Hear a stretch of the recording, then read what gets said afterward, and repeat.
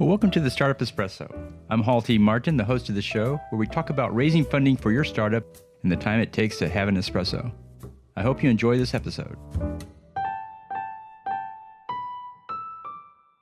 Hello, this is Hall T. Martin with the Startup Funding Espresso, your daily shot of startup funding and investing. As a startup grows, it will add new entries to the cap table, including new hires, option pools, advisors, as well as new investors. Here's a list of potential changes to the cap table to watch for. New hires and option pools must be added. Employees who leave before all options are vested will have unvested shares come off the cap table. Advisors to whom you grant options or give warrants must be added. Convertible notes are debt instruments but hold the potential of converting to equity, so also must be added. New shares issued must be added to the cap table, such as common stock. If there's a transfer of shares, those changes must be reflected in the cap table. If you issue dividends, you must track these as well. You must also track liquidation preferences and the existence of anti-dilution clauses, as these have a major impact on ownership. To account for contingencies in the cap table, you should run a fully diluted cap table. This shows the impact of all options and warrants being exercised and all convertible notes converting to equity. Thank you for joining us for the Startup Funding Espresso, where we help startups and investors connect for funding. Let's go start up something today.